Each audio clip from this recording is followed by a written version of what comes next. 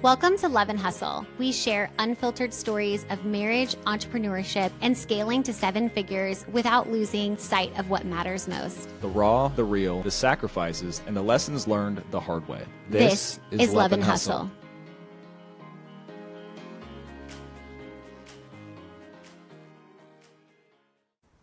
Hey guys, and welcome back to another episode of Love and Hustle. I am Brittany, and this is the podcast where couples, companies, and chaos collide. I have Leigh, my absolute best friend in the industry, here on our podcast today. I'm so excited to finally have you on the podcast. Thank you for joining me.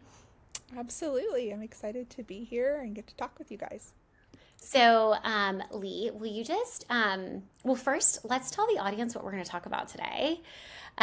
Today's topic is going to be all around the faceless posts, the faceless opinions that have been coming out through the internet, through social media. There has been this rampant mass. I would say a mass adoption of the idea of going faceless on social media, and faceless meaning not showing the faces of children on your social media. Exactly. And so today's episode, we're going to be sharing our kind of opinions and thoughts on this, especially with this like very trendy topic that is happening right now as we speak. I've been seeing posts every day for the last couple of days, so I'm super excited to jump in. Before we get started, Leigh, tell us about yourself. So I have been a photographer for a little over 14 years now, specializing in babies and young families, based in Houston, Texas. My business is Fresh Light Photography. I focus on wall art and albums and products and stuff like that, just like you, Brittany, and really love what I do. I've got 3 kids of my own, 14, how old are they? 14, 12, and almost 9. And so I think entering this topic from the perspective of both a long-term business owner as well as a mother, and kind of my thoughts and opinions kind of are formed in those 2 different arenas. I love it. I'm so excited. Okay, so first, let's just kind of, for the audience, give context, because there are some people who listen to this podcast who are not photographers, who are not necessarily entrepreneurs, that maybe don't fully understand what it is that we are referring to. And so I'm actually going to pull up, because as this started to trickle out over the internet, I kept forwarding them to you. And I was like, are you seeing this happening? And so it is the I will be sharing faceless children going forward trend. And if you can imagine a visual, and that visual will be of the backs of children's heads, it will be people facing away from the camera. You might see parents' faces, but you will not see children's faces. And while, yes, that can be done, we want to talk about just sort of like the impact that has on the industry, but more specifically to give context to us and our opinions. I have noticed this trend across the industry at large, but I've seen it more coming from wedding photographers, where wedding photographers are photographing predominantly adults. There might be flower girls that are children. There might be occasional portraits, but we could probably venture to guess that 80% of their content is adults. And then we've also been seeing it a lot from lifestyle photographers who create imagery that isn't traditional portraits, where expression and, eye contact to the camera are such a huge part of their bodies of work, but their imagery is much more, quote, lifestyle, which, if you're not familiar with that term, that really just means that it's a lot more movement, motion. You're capturing people like really in candid, unposed type more documentary in nature. Yes, more documentary in nature, exactly. Whereas for portrait photographers, while there is like a hybrid of lifestyle and, capturing candid imagery, expression, eye connection is a huge part of our work and connecting to our work. So obviously, removing faces is not something that portrait photographers are like seeking in their work. They're not actively trying to create imagery. If anything, they're trying to create more of the imagery that creates the connection with the faces to the camera. Is there anything you feel like I missed in describing that? I think you described it perfectly. I think it's important to acknowledge like where this kind of thought process is stemming from, and like that we acknowledge that there are weirdos and creeps and disgusting people that you're trying to create some sort of hedge of protection around these children, and I think that is an honorable thing. Yes. And we're not being completely tone deaf to that. Like, I understand 100% where this thought comes from. But I think as business owners, we have to think a little beyond just like this gut reaction and really think through our choices, to decide what's the right move, from a business perspective. Correct. And like for everybody here listening, Leigh and I both run very similar businesses in that our clients are given the opportunity to request their images to remain private. We as a studio take very extensive measures to make sure that, gosh forbid, because there are layers of us, there's me, there's Sarah, who's our photographer, there's our social media girl, there's the girl who does our blogging, we have our marketing person who pulls imagery for email campaigns, things like that. We make sure that it isn't just written in a contract, it's actually across every single platform. So when you actually go in to log into one of those clients' portals anywhere, whether it be our client management system, our image hosting software, it literally will say Jessica Smith - images private. And so people know, and in our CRM, it will say Jessica Smith, images private. And then in her notes, it will say images private. And so it is written so many times for us as a studio because we hold that responsibility very, very close to us, and we understand and respect people's choices. What I have found super interesting as I've moved through is I've actually seen in the wedding space that wedding photographers actually charge an additional fee for imagery to stay private, which is wild to me. But in some ways, I see both sides of it. When you're a wedding photographer, maybe only shooting a dozen weddings a year, and quite literally, 2 or 3 of your weddings opt out of sharing their imagery, you have now lost content to market. And if you are not shooting at volume, that can really hinder your reach.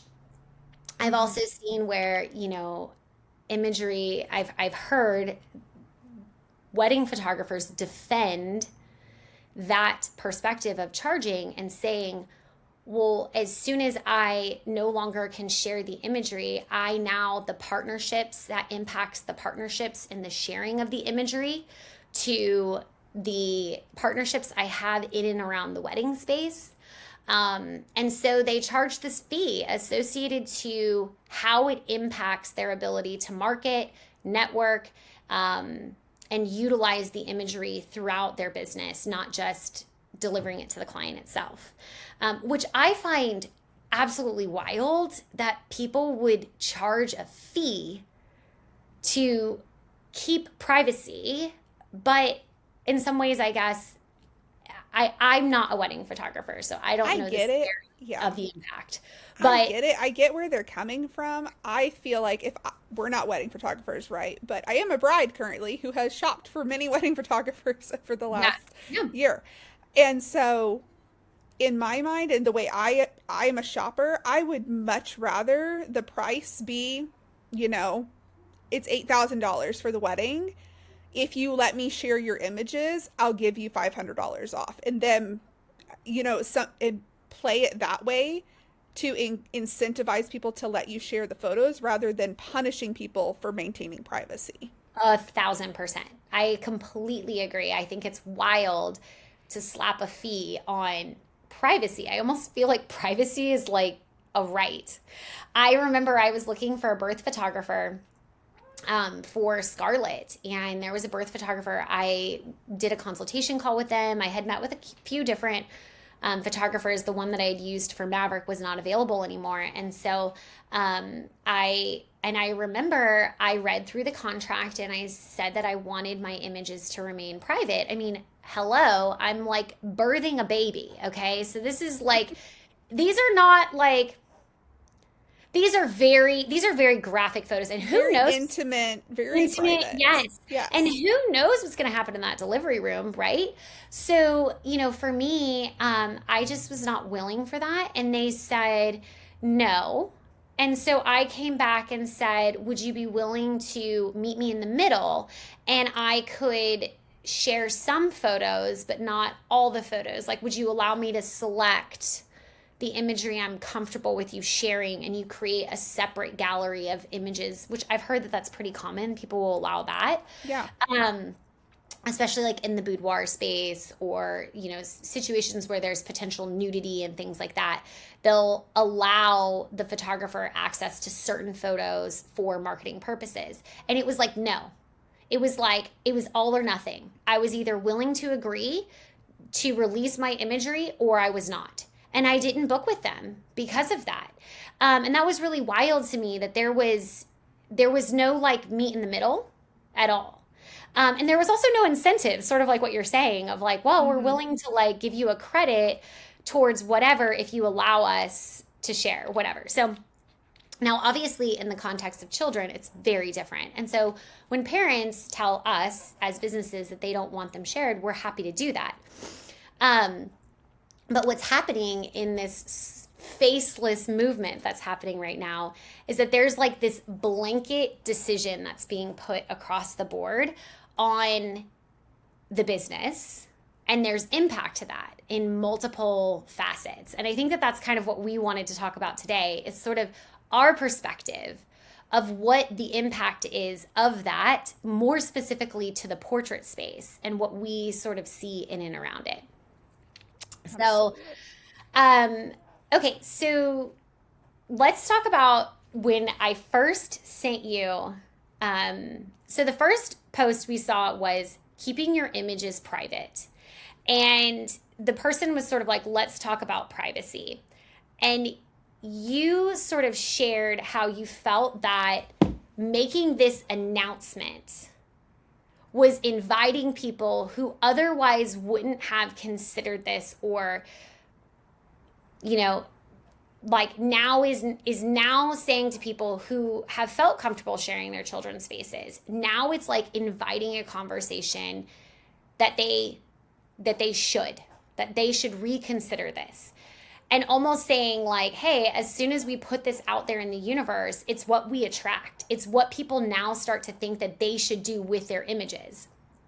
And I completely agree with you. I'm willing to bet that it's sort of like the saying, you sell what you show. Mm-hmm. And the same thing with your messaging. And so people who otherwise wouldn't have even thought of it are now going to question, well, why should I? And it's not to say we don't want to like educate people around the risks, but at the same time, are we inviting people to this?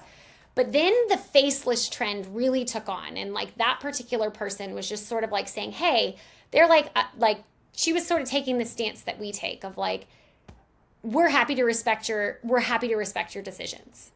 Absolutely. I think that's first and foremost, is like respect the parents' decisions.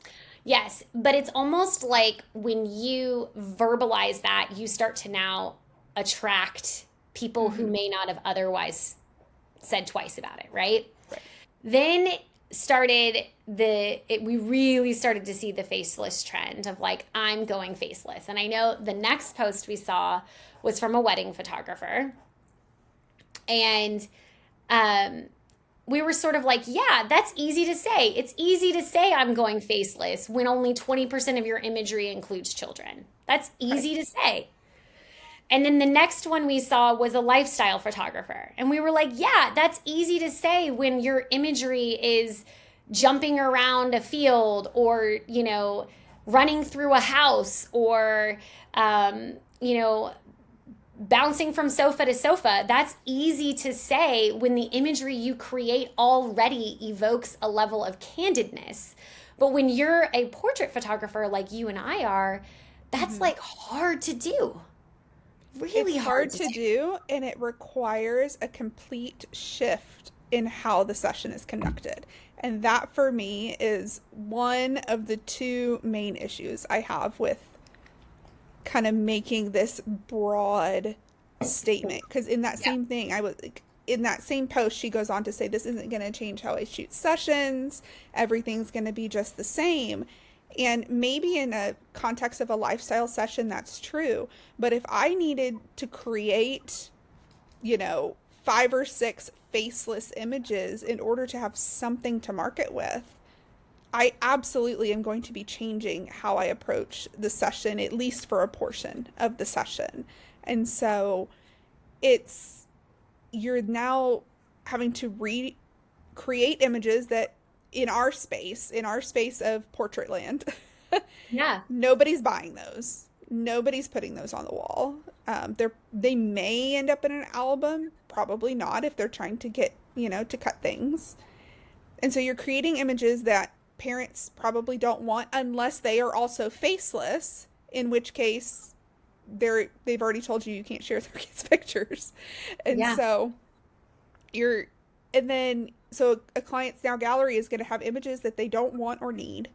And you are going to be spending time at the session to create those images for your own benefit, not for the client's benefit, but and maybe wasting time that could have been spent getting something really good. Yeah, 100%. Well, I've had clients who don't share their children's faces and have asked me to make sure that I capture 1 or 2 images without the children's faces. Mm-hmm. And that disrupts your workflow.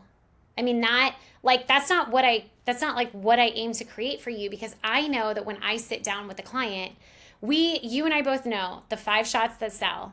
Mm-hmm. Every single client wants, number 1, family looking at the camera. Yep. Point blank, family looking at the camera. The next most popular photo is family not looking at the camera, but where you can see everyone's faces. Yep. Maybe kids are still to camera, parents looking down. Yes, or people's profiles. I'll tell you this, what will make or break whether or not that shot makes the wall is if you can see everyone's face except all you see is the top of dad's head. Nope, doesn't make the shot. Because you want to be able to see every single person's face. Mm-hmm. And so, that's hard to do, but we as portrait photographers who have framed, I mean, you and I collectively have probably framed together over 8,000 photos between you and I as studios. Yeah, easily. And so we know those shots that make or break whether a photo makes a wall. And so we're sitting here as businesses and saying, okay, well, I need to create imagery that I can market this. I need to create imagery that makes the gallery. And so basically you're saying a portion of the session is going to now be allocated to create the imagery that will allow us to potentially even share it at all. So anyways, back to the other 5 shots, for those who are curious, are siblings, like the money shot of siblings that are just like the classic, every mom wants that photo, seeing her babies. They're that one behind your head. Yes. That one, for those and this was shot by Leigh Rips. It is the best sibling photo I have ever had of my 4 children, like the best. Okay. So, but this is hard to do. This is very hard to do, but every mom wants it. So if you are sitting down and you want this, and it takes it sometimes takes a good 15 to 20 minutes, or trying a sibling photo in multiple compositions to try to get this. And now we have to create this whole additional set of photos that isn't even really a contender for what the client wants, or maybe the client does want it because they don't share their face, right? I will say there's probably people who do want it, and then we want it also for marketing purposes because we can't share their faces. It just distracts away from the session. It just creates more boxes that we now have to check. And so I would say the next one would be of the 5 shots that sell. So we had family, not looking at the camera, but where you can see everyone's faces, siblings. Then I would say solos of each child, headshots. And then I would say mom and the kids is like the 5th one. Yep. Would you agree? I would. Yeah. Yep. If we're talking about a family session, a newborn session, I think is a little tiny tweaks on it. Smiling newborn. No, but like Whatever cozy, yes, like cozy, like cozy, intimate newborn. But no, like if the newborn's smiling. Yes. Yeah. Yeah. So, but yeah, I think you bring up a valid point. So the dynamic around shooting is definitely going to be changed. And I think that it's something that photographers have to realize, that they're going to now create a whole nother set of imagery that they now need. The other thing that I saw a girl talking about this on Instagram. She's a photographer herself. She keeps her images private of her own children. I can think of 2 more kind of like points, right? The first is we can't be parenting other people, like creating parenting decisions for other parents. And then how are we supposed to, as portrait photographers, it's all about showing a child, and how are we impacting the parents who are looking for a photographer, but how are they supposed to pick you if it's not even representative of the kind of work you actually create for clients? Yeah. So this other photographer mentioned on Instagram that while she keeps her images private of her own children, she shed light on something that I didn't really fully think about. But she said, what is your website going to look like when you can't share a single face? Because she's like, you can't say things on one platform in one breath and then not put it on another. Because you're not here to protect kids if you only protect kids on social. It has to be across all your platforms. So now your website, any other forms of marketing that you have digitally are now going to be faceless. And can you book clients and attract people who connect to your imagery and hire you for your imagery when the imagery that you're putting out into the universe doesn't create what it is that you create for your clients? Like, so what does this look like? And so that is the part that I really trying to like wrap my brain around, is how are you going to attract more business when every single imagery that you put out there is not the imagery that you create at large for your clients? Right. Because so much of what we do as portrait photographers is about connecting to the child, connecting to the family. And how are you supposed to show that to a potential client through the back of a child's head? Like you can't. And so you're not able to sell yourself on some of your best assets as a photographer, your ability to connect. And you're handicapping yourself by doing it. And it's I'm not going to say that you can't figure it out. I'm sure somebody out there will figure it out, and somebody will probably comment that, well, I've been doing this for 10 years and it's fine. And I'm sure it is. But, you know, I think for the average portrait photographer, it's going to really limit you in a way that's going to impact your bottom line. And I think you need to think really, really long and hard as this is trending through, if this is a bandwagon you want to jump on, because it's going to be real hard to walk it back in 6 months if you realize this was a bad idea. And now you have parents that the few parents that are already faceless for their own children, and they're excited to find a photographer that is doing that too. but now you're showing faces again, and now there's confusion. I thought this was because you're really you're making a moral statement by, Yeah. and so it's going to be hard to walk that back if you decide in a few months that this wasn't for you. And so Exactly. that would be my caution to photographers who are considering, maybe if you are feeling that this is supposed to be the direction you're supposed to go, you don't have to make an announcement. Number one, Yes, you 100%. absolutely don't need to Yep. make some big performative thing. If this is your conviction and you feel like this is what you need to do, you can Just start doing it. soft launch it and just start doing it.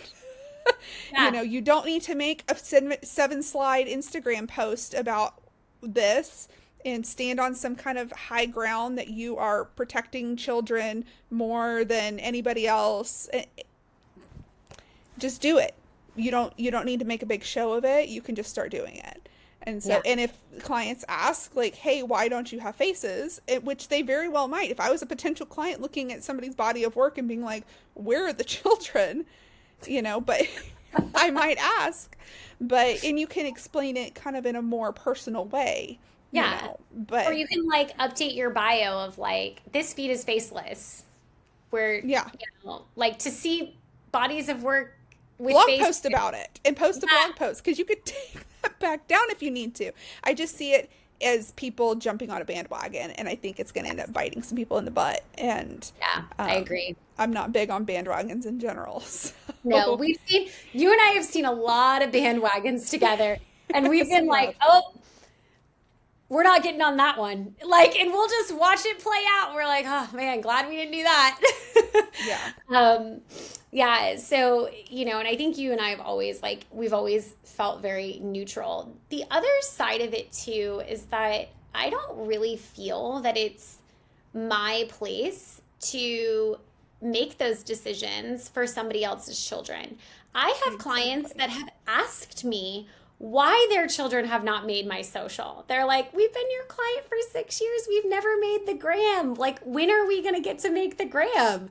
And I'm like, oh my gosh. Like, and truly, if you're one of those clients listening right now, please know that we show maybe 5% of what we shoot just because it's not something we don't sit there and we're like every single session. Right. If you shoot, 5 clients a week, you might put out 2 posts. Like, Yeah, there's the limit. Like, and it's interesting too because sometimes like we pull back, we pick like our favorite stuff, and sometimes it's imagery from a while ago. It's not imagery of somebody that was just done that week. And so and actually like I remember that family that asked that was like, we've never made the gram. Like there's a photo of them at the front of my entry now. Like one of my absolute best photos, but sometimes like for us when you're creating thousands and thousands and thousands of imagery, like you only want to show like what you love, like what you really connected to as a photographer. It has nothing to do with was the image worthy of the gram. It's just like yeah. of all the ones, and sometimes for us, we want to share stuff that looks unlike anything we've ever shot, or a location we've never shot, or posing we've never done. And Sometimes so it's as simple as I'm going through my galleries in alphabetical order and I find something and your family is a W and I just didn't get that far. So yes. Yep. those Yep. poor Exactly. late alphabet last names, they don't get nearly as much love as like the Nope. ABCs. Nope, exactly.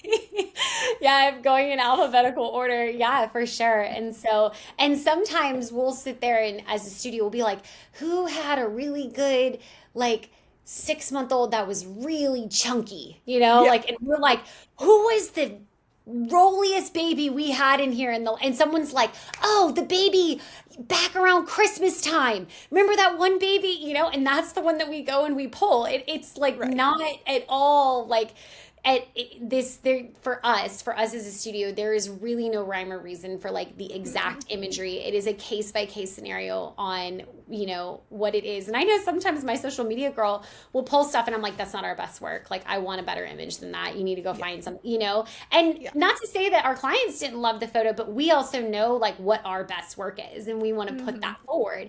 Sure. And so there is a lot that goes into it, but back to the whole point of the fact that there are people who want us to share imagery on social media of their children. They feel that it's like a celebration of it's their like child. getting a little gold star. Like, Yep. yeah. Yeah. And I think, more to that, there is a read between the line from a mom. Like, every mother, every family has different risk level tolerances for all sorts of different things they do or do not let their kids do. Like, I let my kids ride their bikes to the park by themselves, and I have for years, because I'm totally fine with that. And there's plenty of moms who have kids the same age who would never let their kids do that. And that doesn't mean somebody's a bad parent or somebody's the better parent or the superior. It's everybody has their own risk tolerance. Everybody knows their own kids. Everybody just has different feelings on different, like, safe, what the definition of what is safe, right? Yes. And so when you as the photographer are deciding for all your clients, it is not safe for me to put your children's faces online, what is the underlying message that you are sending a mother like me who is fine posting her children and does in doing that? And so it's sending this underlying message that I know better than you how to keep your child safe. And that is not our place as photographers. 100%. I honestly, like, you said that so well, in that, like, just point blank, it's almost as if we're imposing our parental beliefs onto other people. And it's definitely something that I think people don't recognize is the underlying message in what it is that they're saying in this blanket, I'm going faceless movement. So now you went into a Facebook thread you shared with me. I couldn't find it, but there was some people, we'll kind of like paraphrase, but do you mind sharing a few of the like comments that were on this thread? Because there was some really valid points that were brought forth by other portrait photographers. Yeah, I think that it was kind of multifaceted, right? Just like we've talked about, like, a lot of the people doing it start with the phrase, I started feeling uncomfortable posting my own children, and so I don't think I should post other people's children, which kind of goes back to what we just said. We're like, that's not really our call as photographers. A lot of people gave some different ideas of other ways you could manage online safety concerns without blanket, studio policy. So things like having clients explicitly opt in to posting children online, either not sharing their photos at all, only showing faceless photos, or having full access to all the images from your session to be able to be shared. And I think that can be a really reasonable kind of mid-tier step if you feel a little uneasy posting other people's children with their faces. If they have given you express consent to do that, then hopefully that would negate your feelings of feeling uncomfortable, right? It's like the reverse model. It's like the reverse model Right. release. It's like, instead of saying you need to tell me you don't want me to, it's the reverse of that. You need to tell me I can. Right. And so I'm not doing that in my own business because I have not had a problem. Like, my clients in general are fine with me sharing stuff. And if they're not, I have had many clients ask me to keep images private. And just like you, we flag their files. Like, we keep them private, no big deal. And so you can, but you could flip it where you ask people to opt into it instead of opting out, which I think is totally valid in a good middle ground for this particular issue. One of the other things, people were echoing a lot of the same things that we've already talked about, talking about how are you going to market yourself as a photographer if you can't show the actual work that you try to create for your clients, and things like that. But the overall sentiment was pretty mixed. I mean, people have it is a difficult thing because we are like living in a time where it's like super in our face right now about online safety and just like what can potentially happen with images of children. But it's, and so it's important to be sensitive to that while still, making sure that we're doing right by all of our clients, respecting all of our clients' feelings and beliefs. While still creating a business that we can Right. attract people to what it is that we create, Right. and what it is that we are good at. I do know there was somebody also in the thread that said that they were like being more conscientious of, like, for example, we love a good squishy baby that has a Yeah. little cute little baby booty. I mean, sitting right behind me on my wall is each of my kids at 6 months with their sweet little baby bums looking over their shoulder. And I love that. And so some people Mm-hmm. have expressed that they're being more conscientious of sharing baby bums, and Mm-hmm.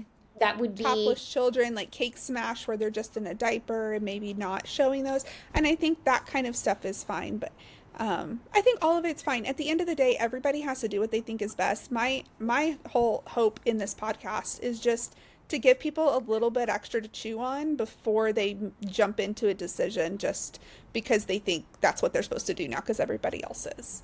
Yes. Yeah. And I feel like our industry hops on trends really quickly. I mean, Mm-hmm. especially like you and I have been friends now since 2017, Mm-hmm. 2018. So, I mean, we have seen, gosh, like we went through COVID together. We went through, like, we've gone through some really, gone through a couple of elections together now, and Yeah. we've just seen a lot play out. And you and I have always really taken this step of like, hey, let's just be still. Let's see what's happening. Let's observe. Let's not just like hop on the bandwagon because it seems like all my friends are doing that, but Right. more of like, let's make a calculated decision of how this will actually impact our business and what really truly matters in the messaging here.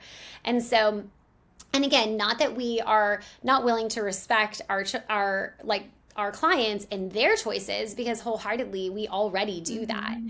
but really taking into account all of the layers that are happening here and how it will impact the bigger picture of the business and the Exactly. results of what it is you decide to do.